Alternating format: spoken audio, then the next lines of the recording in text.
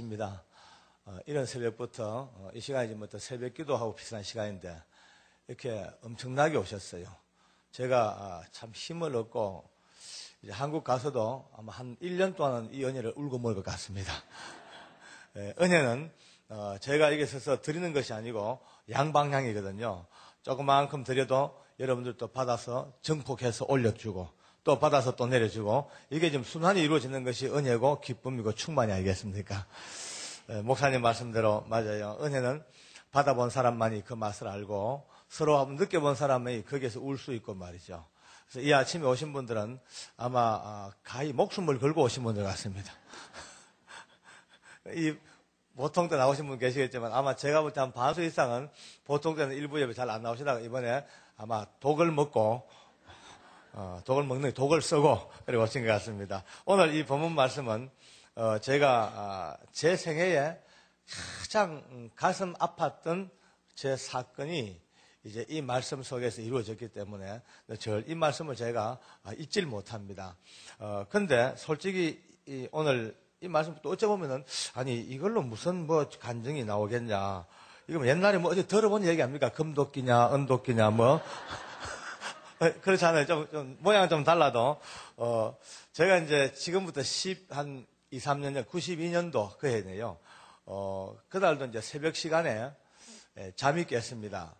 근데 이제 근무하는 도중이기 때문에 새벽 기도 못 가고 할 수 없이 이제 제 사무실에 와서 앉아서 성경을 펴고 그날 읽을 말씀을 읽고 큐티를 하죠.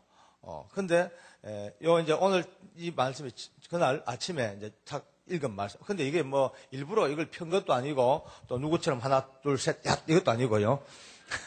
또 어떤 분들은 하나 둘 셋 얏을 자주 합니다. 근데 그게 아니고 어제 저녁까지 읽다가 접어놓은 성경이 이제 11개 오전까지 읽었으니까 오늘 아침에 자연스럽게 6장부터 읽었죠. 근데 읽다가 혼자 좀 웃었습니다.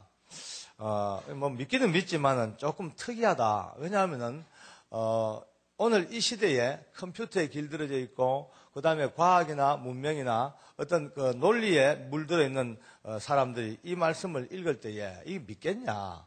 솔직히 물에 빠진 쇠도끼가 나뭇가지 하나 뺐다고 붕 또 올라가지고 건진 사건은 요즘 초등학교 아이들도 아마 이 말씀을 안 믿을 것이다.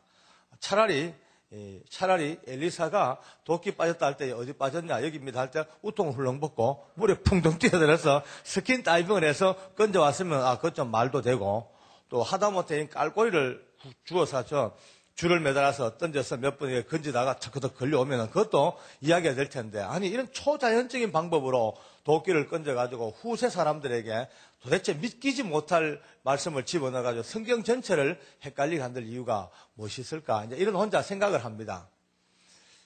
오늘 이 본문은 우리 한번 조금 훑어보면은 별로 어려운 이야기는 아닙니다. 아주 어려웠던 그 이스라엘의 그 암흑기에 하나님께서 때를 따라 종들을 보내셔서 회개를 촉구하고 하나님께 돌아오기를 계속해서 요구하셨는데 어느 때의 한 시대에 엘리사라고 하는 큰 하나님의 사람이 온 땅을 다니면서 하나님의 나라를 전하고 있습니다. 그러니까 오늘 보니까 생도라는 말 나온 거 보니까 많은 문화생들이 그 밑에 막 따라왔겠죠. 그렇죠. 어두움이 짙을수록 빛에 대한 소망은 더 커집니다. 예. 이 세상이 악으로 가득 차고 폐역으로 막 굴러가는 이때이기 때문에 하나님께서는 은혜를 찾는 사람들에게 더 큰 은혜를 주시게 되어 있습니다. 그래서 우리가 모였습니다. 할렐루야. 그러니까 많은 문화생들이 모이니까 그중에 생도 하나가 선생님 지금 이 집이 이 학교가 너무 좁습니다.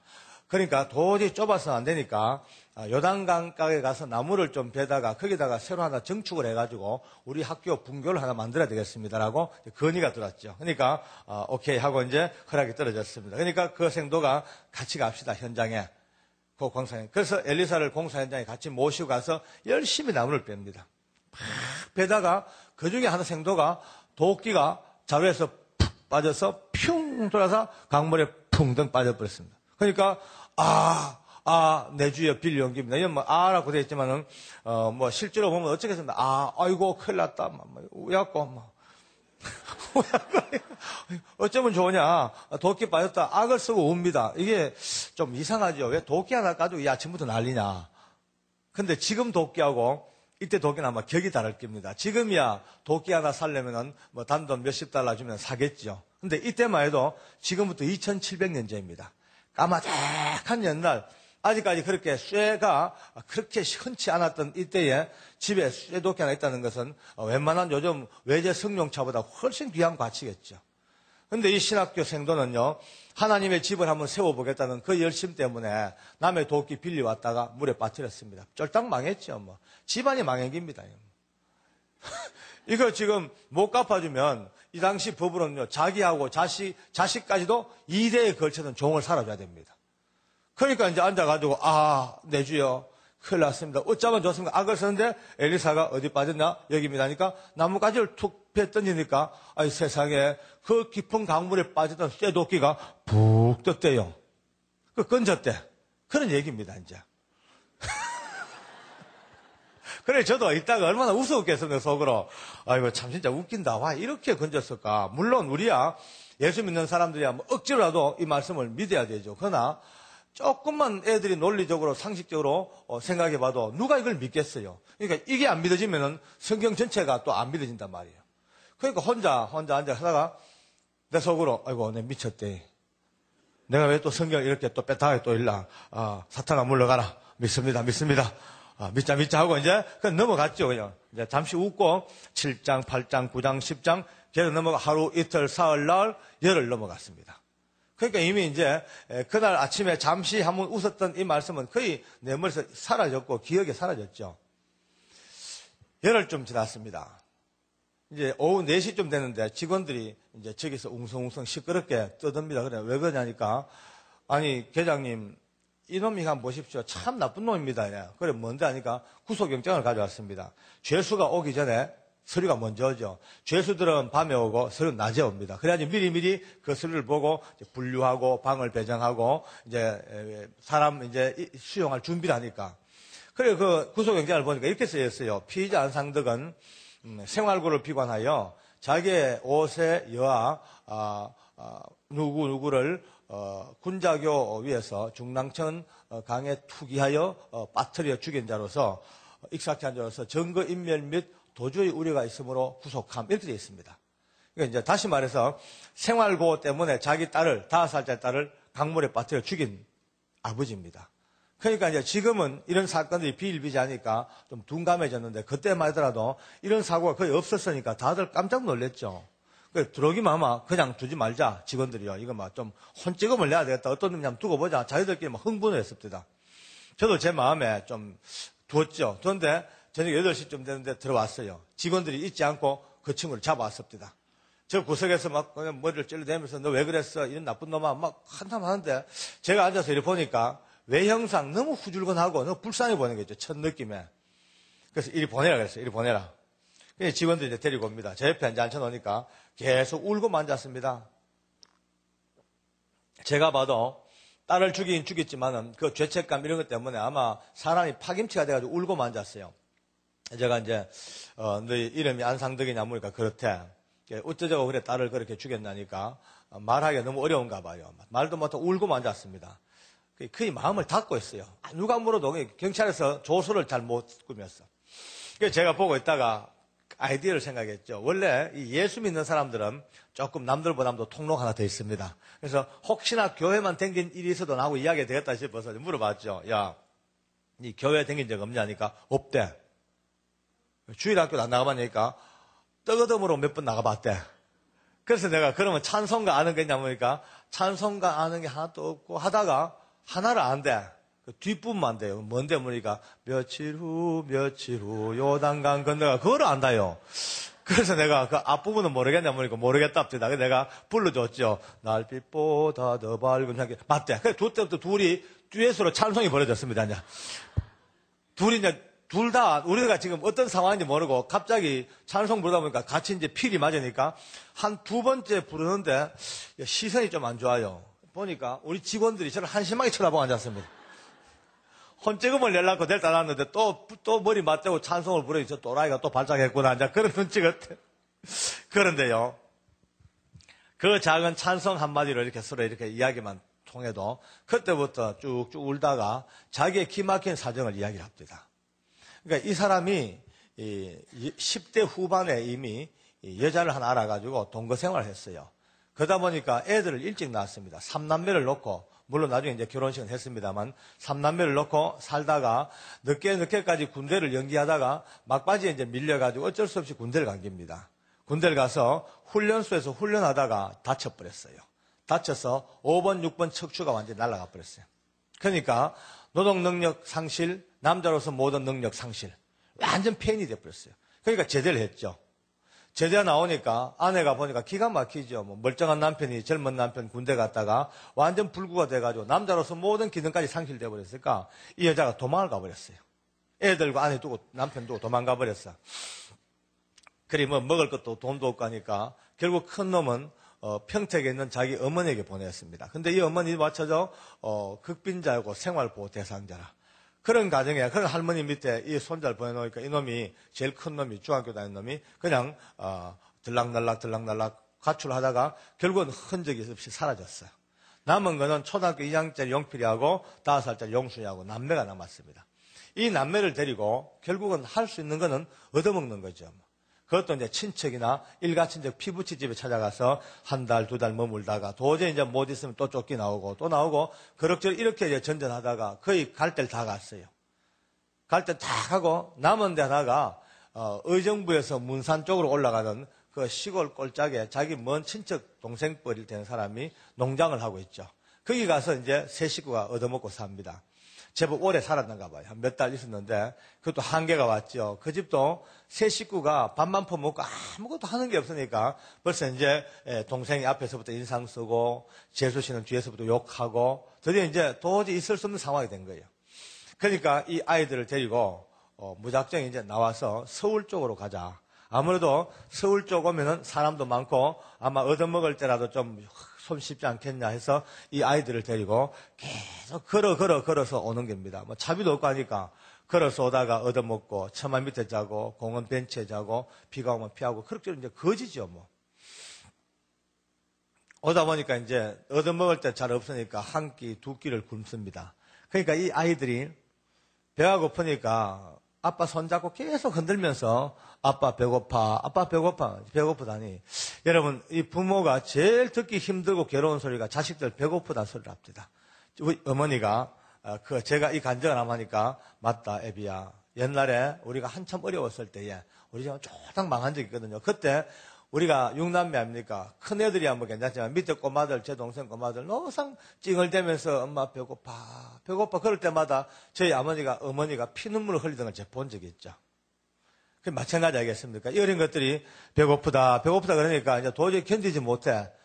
병원만 보이면 들어갔대. 병원 보면 가서 어디서 들은 풍어는 있어가지고요. 병원 들어가서 의사나 간호사들 붙들고 사정을 합니다. 지금 우리 애들 데리고 지금 이렇게 굶고 있는데 혹시 이 병원에 신장이나 눈이 필요한 사람이 있으면 좀 소개해달라. 내가 나 팔 수 있다. 헐값이라도 팔 테니까 어린 것들 배고파 그러니까 좀 눈 좀 팔겠다. 신장 팔겠다니까 누구도 이 사람을 뭐 귀 기울이지 않냐고 그냥 쫓아내버리죠. 쫓겨. 어느 곳에서도 어떤 뭐 도움 못 받고 쫓겨났어요. 그럭저럭 새끼를 꼬박 굶고 온 게 중랑천 군자교육까지 왔습니다. 그 다리 위에 앉아가지고 이렇게 앞에 자식들 앉아있고 자기 앉아있고 서로 얼굴을 쳐다보니 기가 막히더래. 하루를 꼬박 굶어보세요. 어떻겠습니까? 그때 이제 이 아비 마음에 이런 마음을 들었대요. 이 험한 세상에 이 세 식구가 먹을 데 없이 이렇게 굶고 앉았는데 차라리 이럴 바야 죽는 게 안 낫겠냐. 다 죽어버리는 것이 안 낫겠냐. 이 마음을 먹고 그래 죽자. 마음에 결심을 했어요. 근데 앞에 있는 애들 불렀죠. 이리 와라. 해가지고 큰 놈을 마지막 손잡고 얼굴 한번 보고는 젖 먹던 힘을 다해서 순간적으로 밀어붙였어요. 그래 강에 빠뜨려 버렸어요. 빠뜨리고 둘째 놈을 던지려고 딸을 던졌는데 갑자기 밑에서 뭐가 아빠 하고 고함을 질러. 물에 던졌는데 깜짝 놀라 보니까 이놈이 떨어지면서 다리 옆 난간에 이렇게 걸쳐놓은 그 통신선, 전화선 있죠. 떨어지면서 그걸 잡고 매달렸어. 그걸 잡고 매달려가지고 아빠 악을 쓰니까 딱 보는 순간에 바로 코앞에서 아들을 봤을 거 아닙니까? 조금 전 마음은 죽자는 마음으로 던졌는데 그 아버지의 본성이라는 것이 아들이 그 위경 중에 딱 매달려서 몸부림을 치니까 순간적으로 살려야 되겠다는 마음이 또 들더라는 거예요. 그러니까 딱 보는데 이놈이요. 그 어린 게 초등학교 2학년짜리가 거기 매달려가지고 악을 쓰고 울부짖더래요. 아빠 나 살려달라고. 아빠 나 좀 살려줘. 다시는 배고프다 안 할게 나 좀 살려줘. 아빠 다시 배고프다 안 할게 살려달라고 그렇게 악을 써더래요. 그래서 이제 손을 어떻게 난간새로 내밀었습니다. 잡으라고. 안 잡더래. 벌써 꾀가 말짱하잖아요. 벌써 무슨 이유인지 몰라도 아빠가 자기를 죽이려고 물에 던졌어. 그런데 그 손 또 잡았다가는 또 떨쳐 죽일 것 같으니까 안 잡더라는 거야. 그리고 약속을 해달라 그러더래. 절대 안 죽인다고 약속해달라고. 그 이제 내가 잘못 생각했다. 빨리 손 잡아. 너 그냥 있으면 죽어. 아빠가 잘못 생각했어. 그래서 손 내밀고 있으니까 어떻게 탁 잡자마자 원숭이처럼 막 다다다닥 타고 올라와가지고 초인적인 힘으로 올라와가지고 그건 다리 위로 뛰어넘어왔대요. 와가지고는요 앞에 딱 꿇어 앉아가지고 막 빌더래. 배고프다 해서 미안하다고. 아무리 배고파도 다시는 배고프다 안 할게. 아빠 절대 나 죽이지만 말아달라고. 그렇게 빌더라는 거죠. 그래 아빠 잘못 생각했다. 가자 하고 일어서서 갑니다. 그런데 이놈이 얼마나 꾀가 말짱한지 옆에 없는 거예요. 저 한 10m 거리를 두고 저 앞에서 이렇게 이제 보면서 가는 이렇게. 예, 혹시 또 죽일까 싶어가지고 안전거리를 확보해가지고 이렇게 보고 그걸 보다가 이제 따라가면서 안상대가 생각을 했습니다. 저놈은 어디 내놔도 살겠다. 머슴애고 거기다 또 강물에 던져도 어떻게 또 통신선 붙들고 살아 올라와도 저렇게 지 몸 보호하려고 거리 확보하고 저걸 보니까 이제 어디 내놔도 지 혼자 몸은 살겠다. 그러면 됐다. 혼자 살게 두고 딸애는 보니까 기가 막히더래. 이 5살짜리 여자아이가 이 한국 이 험한 세상에서 살아봐야 이미 누가 돌봐줄 사람도 없고 마지막 갈 길이 벌써 눈에 뻔히 보이더라는 거죠. 그러니까 그럴 바에야 딸하고 나하고 둘이 죽자. 나도 소망 없고 딸도 소망 없다 죽자 하고 그 마음을 탁 먹고 있다가 앞에 가는 용필이가 뒤돌아보다가 딱 저쪽 보는 순간에 잡고 있던 딸을 던져버렸어요. 돌아보니까 조금 전까지 아빠 손잡고 있는 동생이 없어졌어. 물에 던졌단 말이죠. 알지요? 그러니까 그때부터 아빠 미워 하고 그냥 뒤돌아서서 지향 없이 도망가 버렸어요. 그걸 보고는 이제 안상덕이도 죽으려고 이제 다리 난간을 올라갑니다. 올라가는데 벌써 먼 쪽에서부터 처음부터 이 광경을 보고 있던 분들이 막 달려와가지고 막 물에 떨어지기 직전에 안상덕이를 낚아챘습니다. 그러니까 딸만 죽이고 본인은 실패한 거예요. 그러면서 울면서 자기는 이제 언젠가는 곧 죽어야 돼. 딸, 우리 용순이 따라가야 된다고. 그래 울고 앉았습니다. 순간적입니다. 바로 그때예요. 그 이야기, 안상덕 이야기를 듣는데 갑자기 제 머릿속에, 제 마음속에 소용돌이 같은 회오리 바람이 휙 부는 것 같은데요. 무심코 읽고 넘겼던, 그냥 읽고 잊어버렸던, 잠시 웃었던 오늘 이 열왕기 말씀이 갑자기 제 머릿속에 정광석화처럼 번쩍 떠오릅니다. 갑자기 제 마음속에 전혀 관계없는 이야기인데, 전혀 관계없는 말씀인데 퍽 떠오르는데 하자마자 제 가슴에 그냥 화살처럼 뭐가 박혀요. 저도 말이죠. 첫날 제가 말씀드렸다시피 너무나 힘들고 비참하고 어려웠던 한때를 산 적이 있습니다. 너무 괴로워서 말이죠. 그때 제 결심이 그래 앞으로 내가 조금만 살만하면 절대로 나는 나를 위해서 안 산다. 나보다 더 불쌍하고 연약하고 고통받고 아픈 사람들 위해 내 생애를 내가 바쳐야지. 일기장에도 수백 번 써봤고 책상 머리에 써붙이고 내봤고 제가 저를 향하여 결심하고 결단하고 확인하고 또 약속하고 수없이 내 생애의 가장 큰 목표로 잡았던 바로 그 목표가 이 사람 이야기를 듣는 순간에 가만히 보니까 저는 그게 모양만 껍데기만 남았지 이미 저도 결혼하고 아이들이 생기고 내 인생이 있으니까 어느새 내 모든 삶의 중심이 내 가족, 내 중심, 내 집, 내 아내 전부 내 걸로 모아졌지 단 한 번도 이 모든 처음에 그 아팠던 때의 그 결심과 각오를 따라간 적이 없었어요.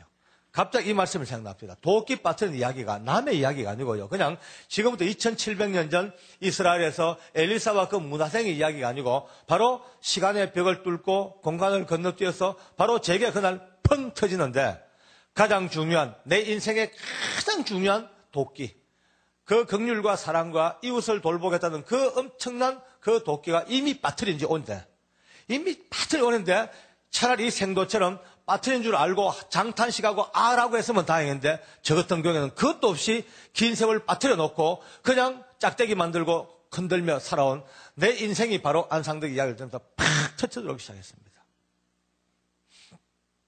어디 저만 이야기했습니까? 많은 사람들이 예수 믿고 오래오래 살면서 껍데기는 다 멀쩡하게 아주 멋있는 일꾼처럼 살지요. 그러나 많은 믿음의 사람들이 실질적으로는 가장 중요한 사랑의 도끼를 다 빠친 지 오래고 긍휼의 도끼도 믿음의 도끼도 헌신과 충성의 도끼도 경건과 거룩의 도끼도 다 빠쳐버리고 전부 다 아직까지 이 도끼 자루 만들고 열심히 흔들면서 아직도 있는 것처럼 아직도 도끼를 들고 있는 일꾼처럼 그렇게 살아오는 제 삶 자체가 바로 안상덕을 통해서 그냥 비춰진 겁니다. 도끼는 아시다시피 쓰면 꼭 빠집니다. 꼭 한참 쓰면 흔들흔들 빠집니다. 그러니까 빠지기 직전쯤 벌써 감각이 오면은 이렇게 아주 도끼가 빠지지 않도록 쿵쿵쿵 다시 이제 받고 아니면은 나뭇가지를 베서 집어넣고 망치로 때려가지고 단도리를 하죠. 안 빠지도록. 그런데 여러분요, 도끼질 해본 분들 다 아시지 않습니까? 늘 쓰던 자기 도끼는 손에 익어서요. 벌써 압니다. 도끼질 하다가 조금만 헐거워도 감각이 아주 예민하게 오죠. 아, 이거 빠치는구나. 흔들리는구나. 그럼 빨리 단도리 합니다. 그런데 남의 도끼, 빌려온 도끼는 감각이 별로 없습니다. 별로 감각이 빠져나갈 때까지 모르고 그냥 흔듭니다. 신앙도 말이에요. 자동차도 아무리 오래된 자동차도 늘 트던 자기 차는요. 그렇게 타자마자 감각이 딱 오죠. 흔들리고 벌써 유격. 근데 남의 차, 빌려온 차, 아니면은 아무리 고급차라도 금방 뺀 차. 한동안 어둔하죠. 한동안은 손에 익을 때까지 어둔합니다. 뭔가 손에 잘 안 잡혀요. 마찬가지입니다. 여러분 신앙도 바로 이 자기 도끼처럼 하나님과 나 사이에 완벽하게 완결된 누구도 건들 수 없는 은혜의 밧줄로 하나님의 은총의 사랑으로 이렇게 붙들리는 이 사랑은요. 이 믿음은 절대 벌써 자기 압니다. 믿음 생활 하다가도 요즘 내가 좀 경건이 좀 부족한가 보다. 요즘 내가 말씀의 능력이 떨어진다. 왜 기쁨이 사라지냐? 이거 안 된다. 빨리 단도리 하자. 철야에 좀 힘쓰자. 새벽기도 힘쓰자. 금식하자. 성경 좀 읽자. 벌써 자기 자신의 진단이 나오면 딱딱딱딱 영적으로 처방이 돼요. 그런데 빌려온 도끼처럼 빌려온 신앙 같은 게 있죠. 남의 눈을 의식하고 그저 어떤 이해관계 때문에 하나의 습관 때문에 하나의 어떤 모임 같은 이런 정도 아직까지 이런 상태에 있는 많은 믿음의 사람들이 실제로는요 자기를 진단하지 못합니다. 자기의 믿음이 흔들리는지도 잘 모르고요. 자기가 어떤 지금 상태에 있는지 거의 모르고 매일매일 왔다 갔다가 밀물처럼 밀려왔다가 예배 안 드리고 썰물처럼 빠져나가고 그걸로 지금 완전히 만족하고 삽니다. 그런데 이 도끼가 빠친 사람이나 도끼 있는 사람이나 가까이 보면 멀리서 보면 표가 별로 안 납니다. 한 100m 밖에 보면요 전부 흔들기만 하면 전부 일꾼 같아요.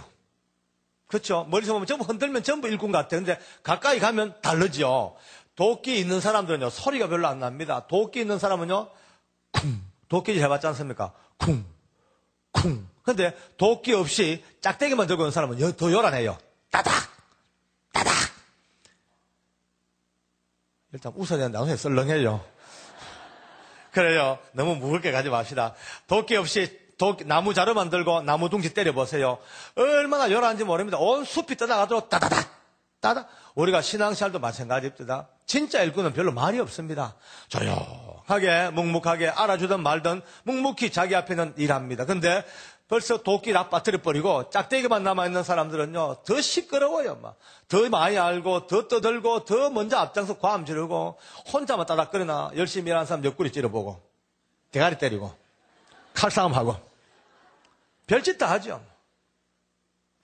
저는 해군 출신이라서 해군 군악대를 잘 압니다. 해군 브라스밴드가 4열, 10열 정대로 너무 멋있습니다. 40명 딱 서서요. 쎄라보 있고 나팔 북치고 땅땅 끝내주죠. 3군 군악대 중에 해군 군악대가 제일 모양은 이뻐요.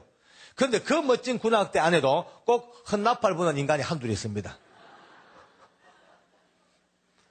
이제 이 나팔 부는 사람이 휴가를 갔든지 병들어 누우면 할 수 없이 이제 훈련생 중에 훈련병 중에 몸만 잘 빠지면 돼요. 나팔 들고 폼만 잡고 그냥 걷는 거예요. 누가 보면 완전한 군악대로 보이지만 그 안에도 꼭 그와 같이 나팔만 불고 발 맞추고 가는 사람도 있을 수가 있습니다. 오늘 이것이 나와 여러분들 뭐 누가 잘했다 잘못했다 이런 이야기가 아니고 우리 모두가 한번 되짚어 봐야 될 하나님 앞에 은혜인 줄로 믿습니다.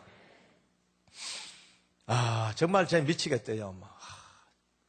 그래, 이게 지금, 그냥 과거에 믿기지 못할 어떤 신비로운 이야기가 아니고, 바로 다시 지금 내게, 그러니까 그날 갑자기 눈물이 쏟아져. 이들을 그 강으로 내몰았던 게 나인지도 모른다는 그런 생각이 드는 거 있죠. 나도 공범이다. 이런 생각이 듭니다. 만약 그날 누군가가 의사 선생님이든 간호사든 하다못해 단돈 10,000원짜리 한 장만 손에 쥐어줬어도 우선 그 돈으로 설렁탕 한 그릇만 사먹고 그 세 식구가 흙이진 배를 그 당시만 잠깐 넘겼더라도 그 비극은 당분간은 피해갈 수 안 있었겠나 이런 마음이 듭니다. 이제 안산더기를 전도를 합니다. 너 절대로 낙심하지 마라. 생활고 때문에 딸은 죽였지만은 하나 죽인 걸로 끝나지. 니 또 죽으면 또 둘 죽는 거 아니냐. 살아서 많은 사람들에게 네가 생명을 전해야 될 거 아니냐. 우리 교동한 집사님들을 딱 동원해가지고 아예 24시간 밀착 이제 위로조를 짜놨습니다. 기쁨 조지요 이제 둘씩 해가지고 밤에도 잘 때도 말이죠. 깜빡 안에서 한 사람씩 갇히지 않습니다. 혹시나 자살할까 싶어가지고. 근데 한 열흘 정도 지나가니까 조금 마음을 안정을 합니다. 이제 차츰차츰 복음을 받아들이기 시작하고 사람이 말이죠. 그런 그 어마어마한 죄를 짓는 사람들이 오히려 더 순박한 데가 있습니다. 진짜 교활하고 나쁜 인간들은요. 큰 아주 흉악한 죄를 짓지 않습니다. 깔짝깔짝 아주 묘하게 뒤에서 사람의 허패를 뒤집어 놓고요.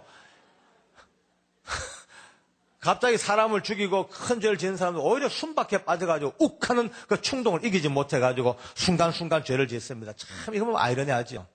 그래서 결국 이제 안상덕이가 조금 마음을 진정합니다. 저희들이 재판부에다가 검찰에다가 끊임없이 이제 탄원서를 넣습니다. 원래 교도관들이 제복 입은 교도관들이 직접 집단 행동으로 탄원서 써가는 게 법으로 별로 그렇게 금지되어 있습니다만은 급하니까 어쩔 수가 없어요. 이렇게 이제 어려운 상황이 있었다. 그다음에 이제 예수님을 믿고 새 인생을 살기로 했으니까 한번 기회를 달라고 진짜 회개하고 있는 그런 모습까지 다 적어가지고 재판부에 냈더니 1심 재판에서는 그래도 구형은 사형입니다. 구형은 사형인데 재판부에서 무기징역을 선고해 줬어요. 이제 자동으로 항소가 개시됩니다. 다시 이제 항소심 재판부에 검찰청에 끊임없이 이제 찾아냈더니만은 감사하게도요 징역이 15년 징역으로 이렇게 이제 선고가 됐습니다. 지금 안상덕이는 이제 나올 날이 다 돼갑니다. 그는 지금까지 늘 저한테 편지할 때마다 존경하는 장로님, 보고 싶은 장로님 쓰다가 언제부턴가 보고 싶은 형님 뭐 이리 오기 시작합니다. 예, 벌써 형님이라고 슬슬 부르는 거 보니까 벌써 이미 나오면 오갈 데 없으니까 이제 저하고 붙어 살려고 이미 작전을 짜고 있는 것을 이제는 받아줘야지 어쩔 수 없습니다. 저는 이미 그날 잃어버린 과거의 내 결심과 아름다운 내 삶의 목표 도끼를 그날 건졌기 때문입니다. 할렐루야. 지금 제 밑에는 제 호적에 올라있지 않는 자식들이 참 많습니다. 내가 뭐 바람 피운 게 아니고요. 청송가무소에 살다가 나와가지고 제게 전도받고 새 사람 된 사람들이 실패도 많이 합니다. 그러나 또 어떤 사람들은 승리합니다. 죄 짓지 않으려고요.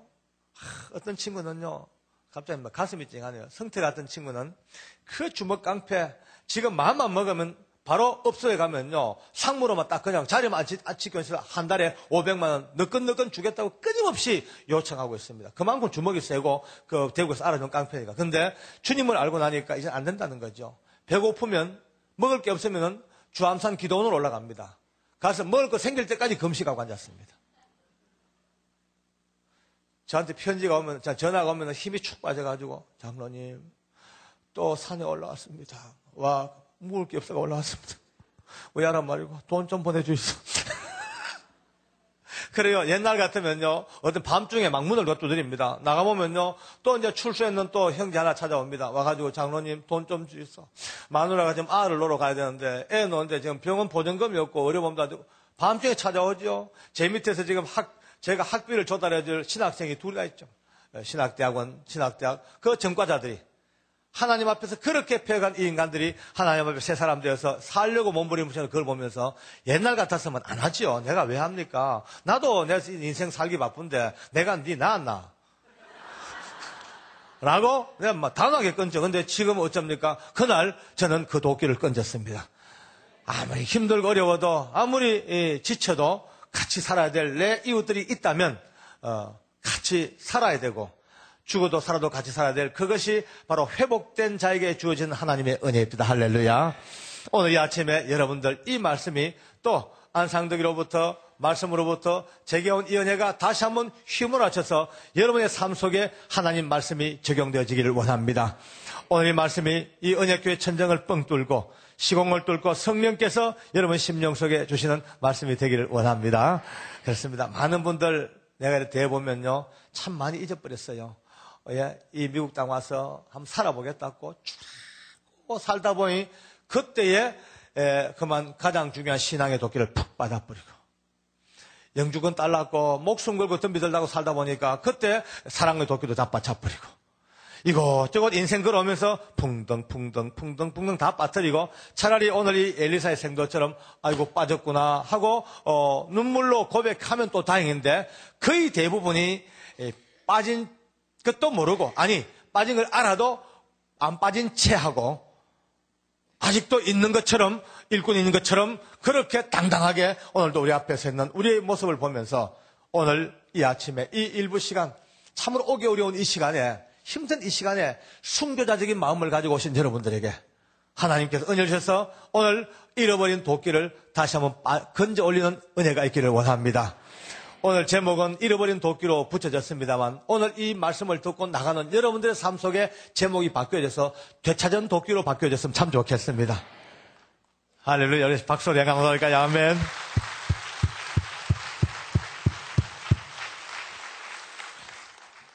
지금 이 당시에는 엘리사라고 하는 이 위대한 종이 어디 빠졌냐 하니까 빠진 위치만 알면 돼. 지금도 우리가 위치만 알면 됩니다. 언제 내가 빠졌다, 뭘 빠졌다 알기만 하면 여기입니다 하니까 나뭇가지를 베어서 물에 떠오르게 그 도끼가 있었지만 지금은요 그보다 낫죠. 지금은 엘리사보다 더 위대하고 더 뛰어나고 전능하신 예수님이 바로 늘 우리 곁에 계십니다. 할렐루야. 어디를 가도 무엇해도 주님 지금 이 시간 이 말씀을 듣는 순간도 주님 나는 이 도끼를 빠쳤나 봐요.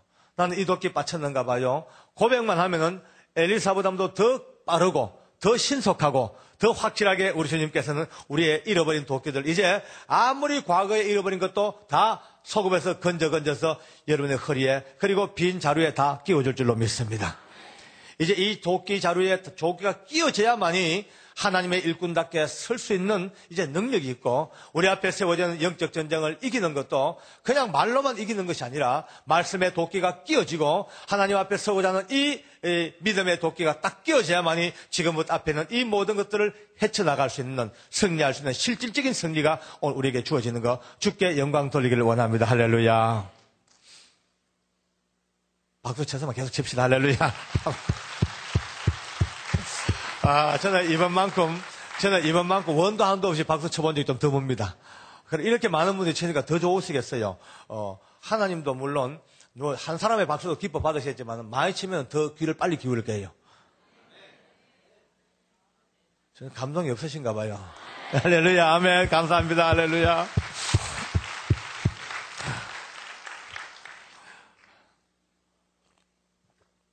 저는 지금 이 아침에 문득 그런 이미지를 한번 그려봅니다.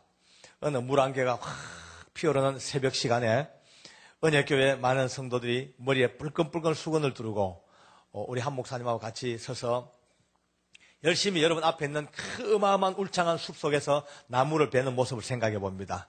예, 앞으로 여러분들 해야 될 일이 얼마나 많습니까? 넘어가야 될 산도 많고 또 앞으로 거쳐가야 될 비전이 얼마나 많습니까? 이 일을 앞두고 모든 성도들이 각자 자기의 그 분야에서 자기 앞에 주어진 일들 앞에서 열심히 도끼로 나무를 베어 넘칩니다. 쾅 땀 흘리며 나무를 베다가 하나가 푹 넘어지고 둘 넘어지고 넘어질 때마다 평탄한 평지가 열리기 시작합니다. 바로 목표를 향한 그 엄청난 시온의 대로가 열리는 그 땀의 현장에서 또 누군가는 도끼가 빠질 거예요. 열심히 일하다 붕덩 빠지면 고함 지릅니다. 목사님 도끼 빠졌습니다. 목사님 달려가서 어디입니까? 저기입니다. 주님 여기 빠졌답니다. 바로 그 순간 날마다 주님이 도끼를 건져 어느 누구도 빈자루를 들고 있는 사람이 아니라 모두가 다 도끼 자루에 도끼가 박혀있는 멋진 일꾼들로 구성된 은혜교회 여러분들의 모든 이 일터가 바로 제 눈앞에 보이는 것 같습니다. 할렐루야. 할렐루야. 아멘.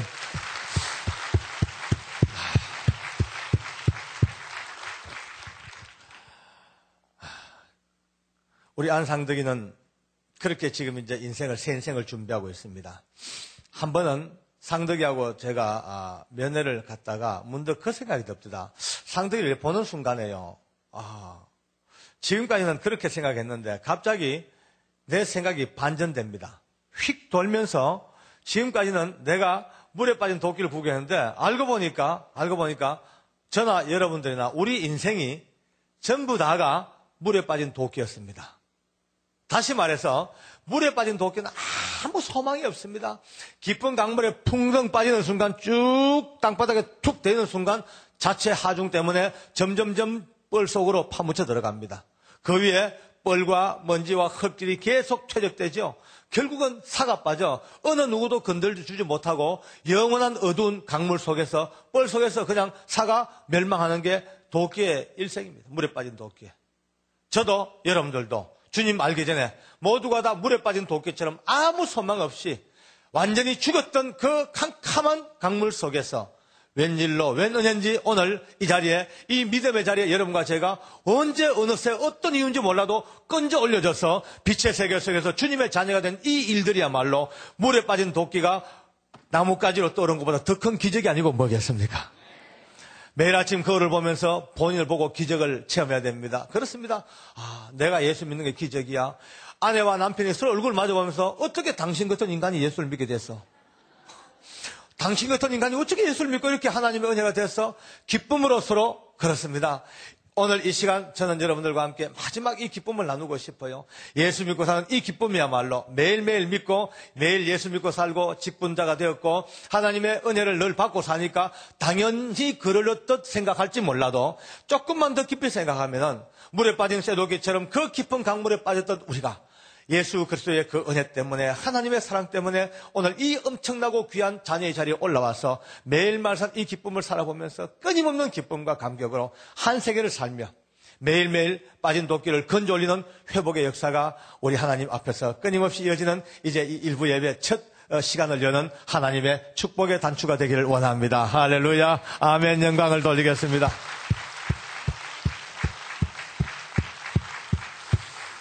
이제 이렇게 주일날 오부 드라마가 시작됐습니다. 2부, 3부, 4부, 5부 끊임없이 이제 연결되어지는 이 은혜를 같이 한번 봤고요. 저는 그렇게 생각해요. 어젯밤에 거의 흥분해가 잠을 못 잤습니다. 저는 요 근래 집회하면서 방송 놓고 앉아있는 교회는 처음 봤습니다. 앞에 방송을 놓고 이렇게 많은 분들이 오셔서 은혜 받고 하시는데 오늘은 가면 갈수록 나중에는 아마 이곳까지 꽉 찰 것 같아요. 하나님께서 이제 이 회복된 자에게만 주어지는 축복이 그렇습니다. 회복과 섬김하는 저 주제처럼 물에 빠진 도끼를 건져내는 자만이 이제 진실된 일꾼으로 하나님 앞에 설 수 있고 땀 흘리며 일할 수 있는 그 축복을 받는데 이 놀라운 역사가 이 시간부터 진행되어지기를 원합니다. 하나님께 감사하겠습니다. 할렐루야. 아멘. 기도하겠습니다. 고마우신 하나님, 놀라운 이 은혜와 사랑을 진심으로 감사합니다. 부족한 종 한 생애를 살면서 참으로 주님 앞에서 받았던 그 엄청난 결단과 결심들 다 사라져버리고 허망한 인생을 살다가 다시 한번 인생의 비참한 상황 속에서 만났던 우리 상덕이를 통해서 잃어버린 도끼를 건지게 한 것 감사합니다.